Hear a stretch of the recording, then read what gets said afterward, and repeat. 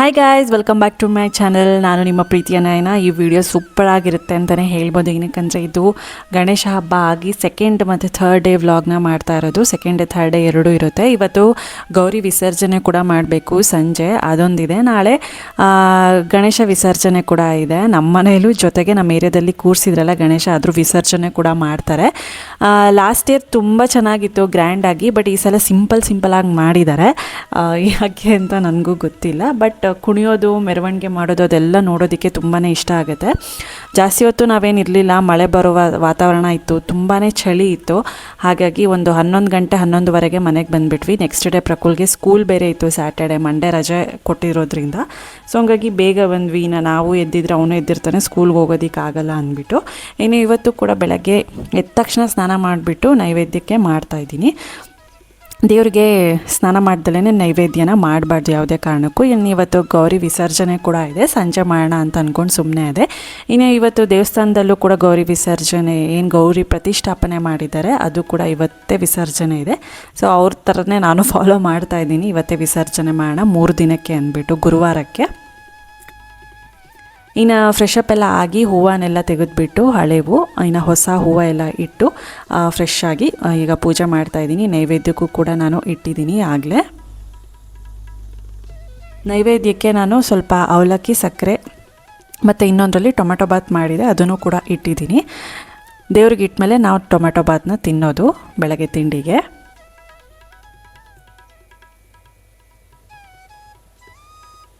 So Ganesha ಹಬ್ಬ, ಯಾವುದೇ ಒಂದು ಹಬ್ಬ ಬಂದ್ರೂ ಜಾಸ್ತಿ ಪೂಜೆದೇ ಇರುತ್ತೆ. ಸೊ ಯಾಕೆ ನಾನು ತುಂಬ ಪೂಜೆ ವೀಡಿಯೋಸು ಫೋಕಸ್ ಮಾಡ್ತೀನಿ ಅಂದರೆ ಟ್ರೆಡಿಷನ್. ಸೊ ನಿಮಗೂ ಕೂಡ ಇನ್ಸ್ಪೈರ್ ಆಗಲಿ ಅಂತ. ಸೊ ಕೆಲವೊಬ್ಬರಿಗೆ ಪೂಜೆ ಮಾಡೋದು ಅಷ್ಟೊಂದು ಲೈಕ್ ಆಗೋಲ್ಲ, ಅದೇ ಸಿಂಪಲಾಗಿ ಪೂಜೆ ಮಾಡಿಬಿಟ್ಟು ಮುಗಿಸ್ತಾರೆ. ಇಲ್ಲ ಕೆಲವ್ರಿಗೆ ಪೂಜೆ ಮಾಡೋದು ನೋಡೋದಕ್ಕೆ ಇಷ್ಟ ಆಗುತ್ತೆ. ಸೊ ಕೆಲವ್ರಿಗೆ ಈ ಥರ ಜಾಸ್ತಿ ಪೂಜೆ ಮಾಡೋದು ನೋಡೋದಕ್ಕೆ ಇಷ್ಟ ಆಗುತ್ತೆ. ಹಾಗಾಗಿ ಎಲ್ರಿಗೂ ಒಂಥರ ಇನ್ಸ್ಪೈರ್ ಆಗಲಿ ನಮ್ಮ ಹಿಂದೂ ಟ್ರೆಡಿಷನ್ ಅಂದ್ಬಿಟ್ಟು ನಾನು ಸ್ವಲ್ಪ ಹಬ್ಬದಲ್ಲಿ ಜಾಸ್ತಿ ಪೂಜೆಗಳನ್ನ ಮಾಡೋದು ನಾನು ತೋರಿಸ್ತಾ ಇರ್ತೀನಿ, ಎಸ್ಪೆಷಲಿ ಹಬ್ಬ ಇದ್ದಾಗ.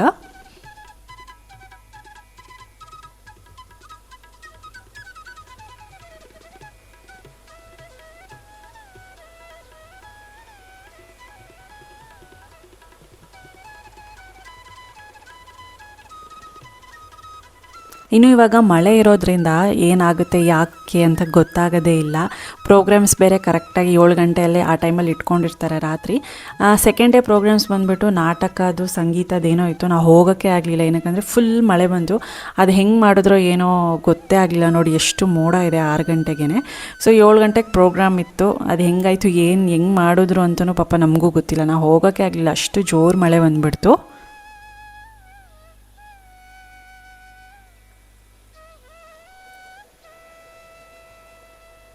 ಇನ್ನು ಸಂಜೆ ಹೊತ್ತು ದೀಪನ ಹಚ್ತಾ ಇದ್ದೀನಿ. ಸೊ ಇನ್ನು ದೀಪ ಹಚ್ಬಿಟ್ಟು ಒಂದು ಸ್ವಲ್ಪ ಹೊತ್ತು ಬಿಟ್ಟು ಗೌರಿ ವಿಸರ್ಜನೆ ಮಾಡೋಣ ಅಂದ್ಬಿಟ್ಟು.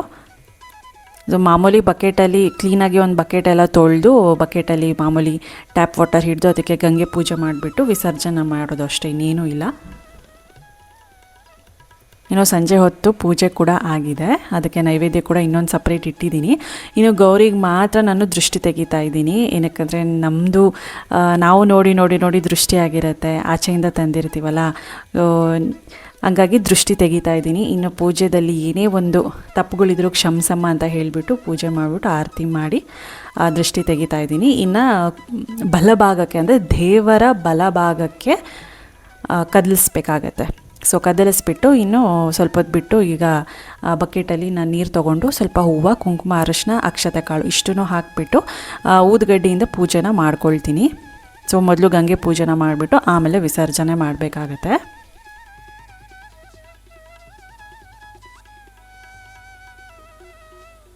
ಇನ್ನು ಈ ಥರ ಏನಾದರೂ ಹಬ್ಬ ಆದಾಗ, ಲಕ್ಷ್ಮೀ ಹಬ್ಬ ಆಗಿರ್ಬೋದು, ಗಣೇಶ ಗೌರಿ ಆಗಿರ್ಬೋದು, ಎಲ್ಲ ಕೂರಿಸಿರ್ತೀವಿ. ಮತ್ತು ಅದನ್ನು ಕಲಶ ವಿಸರ್ಜನೆ ಮಾಡೋದು, ಇಲ್ಲ ಈ ಥರ ಗೌರಿ ಗಣೇಶ ವಿಸರ್ಜನೆ ಮಾಡೋದಕ್ಕೆ ಇರೋ ಥರ ಬೇಜಾರಾಗುತ್ತೆ ಪ್ರತಿ ಸಲ.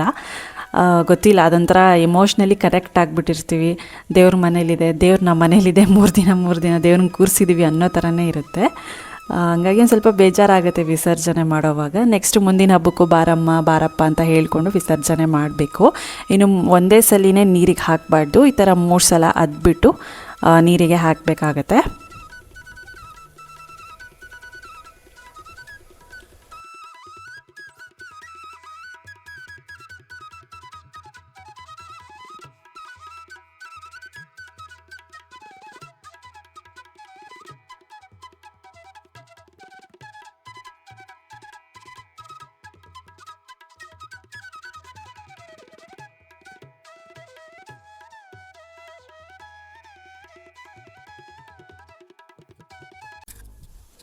ಇನ್ನು ಇದು ನೆಕ್ಸ್ಟ್ ಡೇ ಮಾರ್ನಿಂಗ್ ವ್ಲಾಗ್ನ ಕಂಟಿನ್ಯೂ ಮಾಡ್ತಾ ಇದ್ದೀನಿ. 3ನೇ ದಿನದ್ದು ಗಣೇಶ ಕೂರಿಸಿದ್ಮೇಲೆ ಇನ್ನು ಬೆಳಗ್ಗೆ ಇಡ್ಲಿಗೆ ಇಡ್ತಾ ಇದ್ದೆ. ಲಾಸ್ಟ್ ಡೇನೇ ಇಡ್ಲಿಗೆಲ್ಲ ನೆನೆಸ್ಬಿಟ್ಟು ರುಬ್ಕೊಂಡಿದ್ದಾಯಿತು. ಇಡ್ಲಿ ಅಂದರೆ ಸ್ವಲ್ಪ ತಲೆನೋವಿರಲ್ಲ, ಬೆಳಗ್ಗೆ ಎದ್ದ ತಕ್ಷಣ ಒಂದು ಚಟ್ನಿ ಸಾಂಬಾರು ಮಾಡಿಕೊಂಡ್ರೆ ಮುಗೀತು. ಇನ್ನು ಇವತ್ತು ನಮ್ಮ ಏರಿಯಾದಲ್ಲಿ ಗಣೇಶ ವಿಸರ್ಜನೆ ಏನಿದೆ ಲಾಸ್ಟ್ ದಿನ ಅಂದರೆ ಪ್ರತಿದಿನ ಪ್ರಸಾದ ವಿನಿಯೋಗ ಇರುತ್ತೆ, ಸ್ವಲ್ಪ ಸ್ವಲ್ಪ ಪ್ರಸಾದ ಕೊಡ್ತಾರೆ. ಬಟ್ ಲಾಸ್ಟ್ ಡೇ ಮಾತ್ರ ಒಬ್ರು ಯಾರಾದರೂ ವಾಲಂಟಿಯರ್ಸ್, ಈಗ ಅಷ್ಟು ಜನಕ್ಕೂ ಎಷ್ಟು ಜನ ಇರ್ತಾರೆ ಅಷ್ಟು ಜನಕ್ಕೂ ಊಟ ಮಾಡಿಸ್ತಾರೆ ರಾತ್ರಿ ಹೊತ್ತು. ಹಂಗಾಗಿ ಇವತ್ತು ರಾತ್ರಿಗೆ ಅಡುಗೆ ಚಿಂತೆ ಏನಿಲ್ಲ, ಬೆಳಗ್ಗೆ ಮತ್ತು ಮಧ್ಯಾಹ್ನ ಒಂದು ಅಡುಗೆ ಇದು ಮಾಡಿಕೊಂಡ್ರೆ ಮುಗೀತು.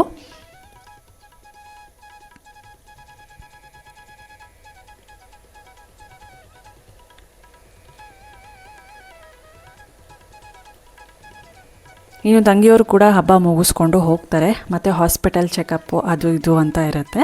ಸೊ ಹಾಗಾಗಿ ಹೊರಡ್ತಾರೆ. ಆಮೇಲೆ ಹಾಸ್ಪಿಟಲ್ದೆಲ್ಲ ಚೆಕಪ್ ಮುಗಿಸಿದ್ಮೇಲೆ ಮತ್ತೆ ಬರೋದು ಹೋಗೋದು ಈ ಥರದ್ದೆಲ್ಲ ಮಾಡ್ತಿರ್ತಾರೆ. ಸೊ ಇನ್ನಲ್ಲೇ ಹೋಗಬೇಕಲ್ವ ಚೆಕಪ್ಗೆ, ಇನ್ನೆಲ್ಲೂ ಮಾಡ್ಸೋಕ್ಕೂ ಕೂಡ ಆಗೋಲ್ಲ. ಫಸ್ಟಿಂದ ಎಲ್ಲಿ ತೋರಿಸಿರ್ತಾರೆ ಅಲ್ಲೇ ತೋರಿಸ್ಕೊಂಡು ಮತ್ತೆ ಬರ್ತಾರೆ.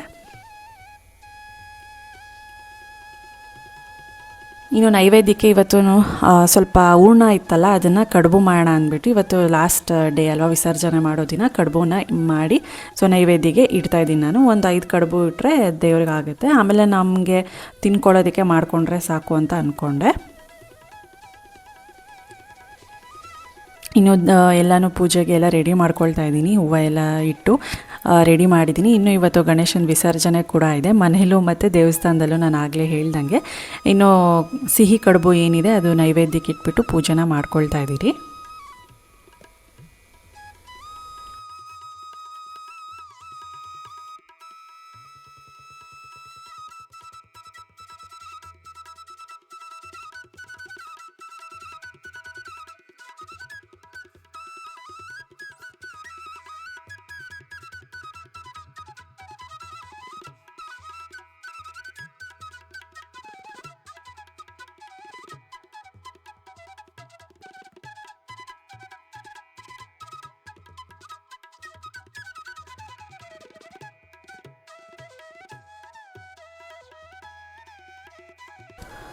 ಇನ್ನು ಪೂಜೆ ಎಲ್ಲ ಆಯಿತು. ಗಣೇಶ ವಿಸರ್ಜನೆ ನಾವು ಮನೇಲಿ ನಾನು ಮಾಡಲ್ಲ.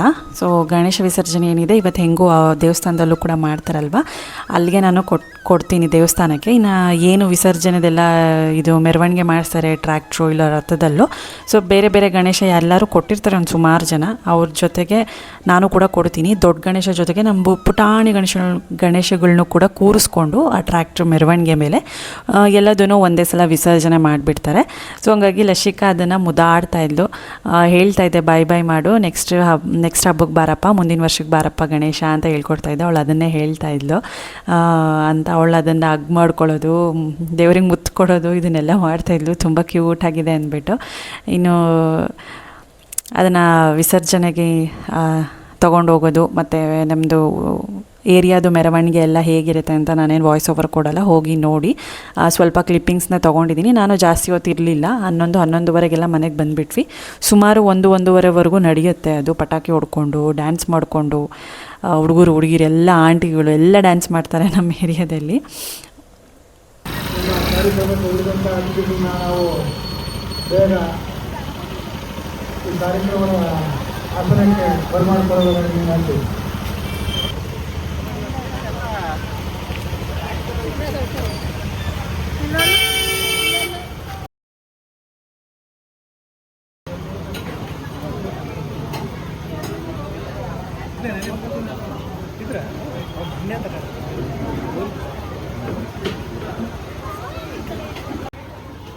ಪ್ರಾರ್ಥನೆ ಮಾಡ್ತಕ್ಕಂತಾರೆ, ಯಾರಾದ್ರೂ ಬಂದು ಪ್ರಾರ್ಥನೆ ಮಾಡಿ.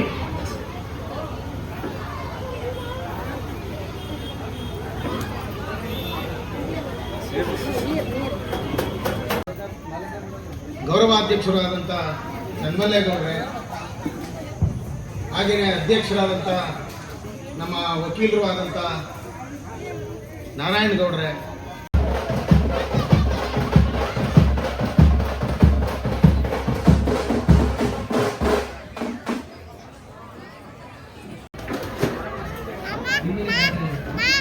ಗಣೇಶ ಒಂದು